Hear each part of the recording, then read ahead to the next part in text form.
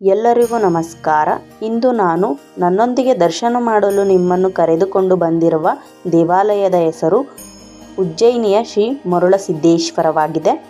ಈ ದೇವಾಲಯವು ಮಧ್ಯಪ್ರದೇಶದ ಕಾಳಿಕಾ ಉಜ್ಜಯಿನಿಯ ಮೂಲವಾಗಿದೆ.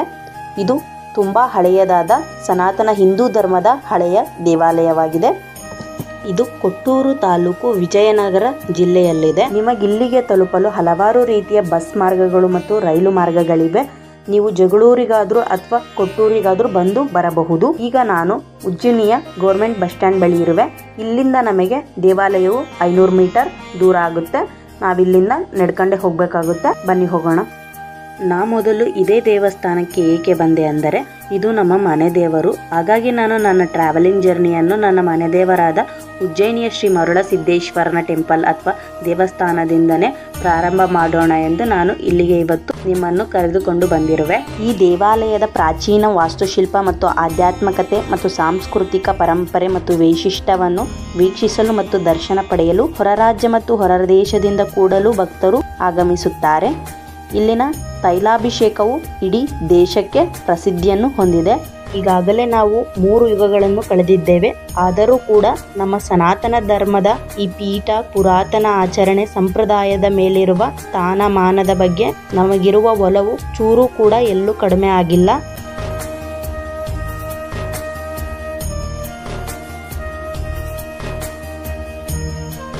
ಈಗ ನಾವು ಶ್ರೀ ಮರುಳಸಿದ್ದೇಶ್ವರನ ಮಹಾದ್ವಾರ ಅಥವಾ ದ್ವಾರ ಬಾಗಿಲ ಮುಂದೆ ನಿಂತಿದ್ದೇವೆ. ಕಾಣುವುದು ಶ್ರೀ ಮರುಳಸಿದ್ದೇಶ್ವರನ ಮಹಾದ್ವಾರವಾಗಿದೆ.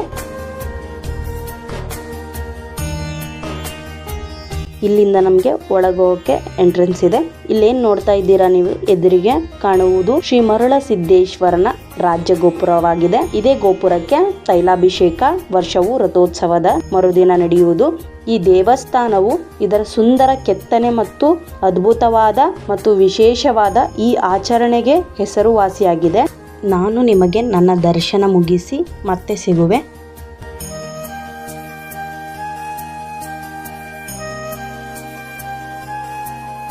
ಓಕೆ, ನನ್ನ ದರ್ಶನವು ಸಂಪೂರ್ಣವಾಗಿ ಪೂರ್ಣಗೊಂಡಿತು. ಇವಾಗ ನಾವು ದೇವಾಲಯದ ಬಗ್ಗೆ ಸ್ವಲ್ಪ ತಿಳಿದುಕೊಳ್ಳೋಣ. ಬನ್ನಿ. ಇದು ತುಂಬ ಹಳೆಯ ಮತ್ತು ಪುರಾತನ ದೇವಾಲಯವಾಗಿದ್ದು, ಇದರ ಸ್ಥಾಪನೆ ಆದಿಗುರು ದಾರುಕಾಚಾರ್ಯರು ಅಂತ ಹೇಳಲಾಗುತ್ತದೆ. ಇದು ಕಲ್ಯಾಣ ಮತ್ತು ಚಾಳುಕ್ಯರ ಕಾಲದ್ದು ಅಂತಲೂ ಕೂಡ ಇಲ್ಲಿನ ಶಾಸನ ಹೇಳುತ್ತದೆ. ಈ ದೇವಾಲಯದ ಸುಂದರವಾದ ಕೆತ್ತನೆಯನ್ನು ನೀವಿಲ್ಲಿ ಕಾಣಬಹುದು. ಈ ದೇವಾಲಯವು 6 ವರ್ಷದ ಹಿಂದಿನ ಹಳೆಯ ದೇವಾಲಯವಾಗಿದೆ ಮತ್ತು ಸೂಕ್ಷ್ಮ ಕೆತ್ತನೆಯಿಂದ ಮಾರ್ಪಾಡಾಗಿದೆ. ಇಲ್ಲಿನ ಕಂಬಗಳು ಒಂದೊಂದು ಕೂಡ ಒಂದೊಂದು ಅರ್ಥವನ್ನು ನೀಡುತ್ತದೆ. ನಂತರ ಇಲ್ಲಿ ಎಲ್ಲ ರೀತಿಯ ದೇವರುಗಳ ಮೂರ್ತಿಯನ್ನು ನೀವಿಲ್ಲಿ ಕಾಣಬಹುದು. ಇಲ್ಲಿನ ಕಂಬಗಳು ಬಿಸಿಲಿಗೆ ಬಣ್ಣವನ್ನು, ಅಂದರೆ ಬೆಳ್ಳಿ ಮತ್ತು ತಾಮ್ರದ ಬಣ್ಣವನ್ನು ಬದಲಾಯಿಸುತ್ತದೆ ಅಂತಲೂ ಕೂಡ ಹೇಳಲಾಗುತ್ತದೆ. ದೇವಾಲಯದ ಬಗ್ಗೆ ಒಂದು ಸುಂದರವಾದ ಸಾಲಿದೆ. ಹಂಪಿಯನ್ನು ಹೊರಗಿಂದ ನೋಡು, ಉಜ್ಜಯಿನಿಯನ್ನು ಒಳಗಿಂದ ನೋಡು ಅಂತ.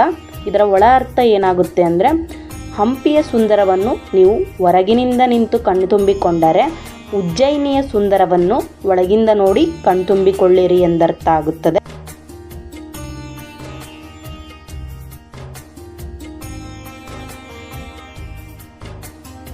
ಈ ದೇವಾಲಯವು ಪ್ರಸಿದ್ಧವಾಗಿದ್ದು ಮತ್ತು ಇದು ವೀರಶೈವ ಪಂಥದ 5 ಪೀಠಗಳಲ್ಲಿ ಒಂದಾಗಿದ್ದು, ಈ ಪೀಠದ ಹೆಸರು ಸದ್ಧರ್ಮ ಸಿಂಹಾಸನ ಪೀಠವಾಗಿದೆ.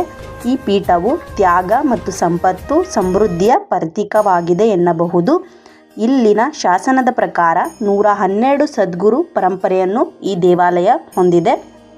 ಈ ದೇವಾಲಯವು ಪ್ರಸಿದ್ಧವಾಗಿದ್ದು ಮತ್ತು ಇದು ವೀರಶೈವ ಪಂಥದ 5 ಪೀಠಗಳಲ್ಲಿ ಒಂದಾಗಿದ್ದು, ಈ ಪೀಠದ ಹೆಸರು ಸದ್ಧರ್ಮ ಸಿಂಹಾಸನ ಪೀಠವಾಗಿದೆ. ಈ ಪೀಠವು ತ್ಯಾಗ ಮತ್ತು ಸಂಪತ್ತು ಸಮೃದ್ಧಿಯ ಪ್ರತೀಕವಾಗಿದೆ ಎನ್ನಬಹುದು.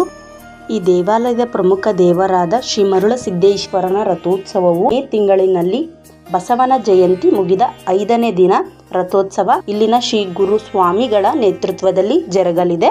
ಪ್ರತಿ ವರ್ಷ ರಥೋತ್ಸವವು ಸಂಜೆ 6 ಗಂಟೆಯ ನಂತರ ಜರುಗಲಿದೆ.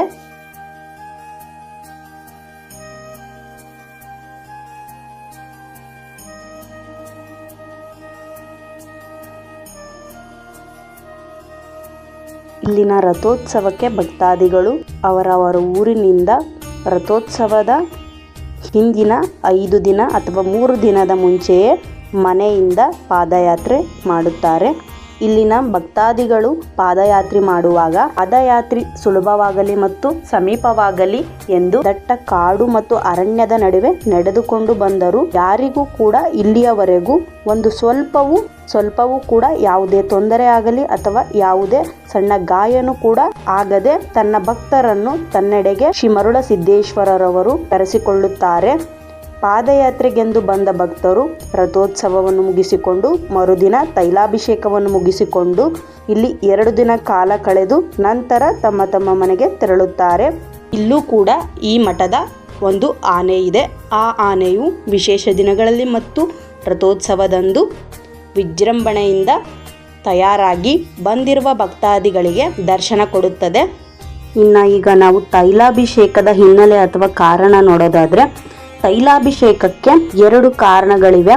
ಒಂದು ವೈಶಿಷ್ಟ್ಯ ಕಾರಣ, ಇನ್ನೊಂದು ನೈಸರ್ಗಿಕ ಕಾರಣವಾಗಿದೆ. ನೈಸರ್ಗಿಕ ಕಾರಣವನ್ನು ಮೊದಲು ನೋಡೋದಾದ್ರೆ, ಏನು ನೋಡ್ತಾ ಇದ್ದೀರಾ, ಈ ಶಿಖರವು ಸಂಪೂರ್ಣವಾಗಿ ಬಳಪದ ಕಲ್ಲಿನಿಂದ ಮಾರ್ಪಾಡಾಗಿದೆ, ಅಂದರೆ ನಿರ್ಮಾಣವಾಗಿದೆ.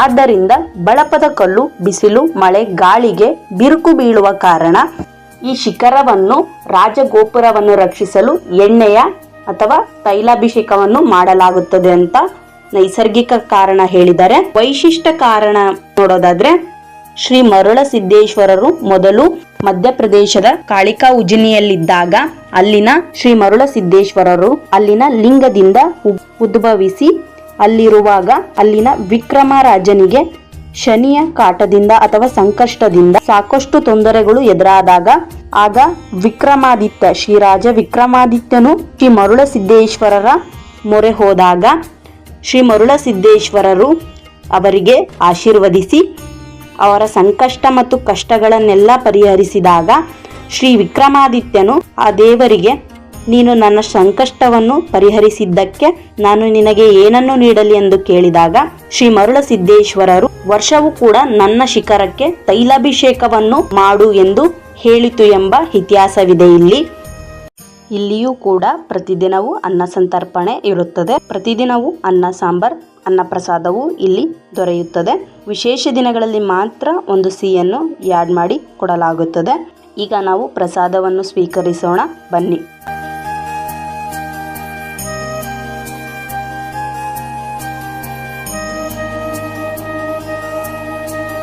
ಎಲ್ಲರಿಗೂ ವಂದನೆಗಳು.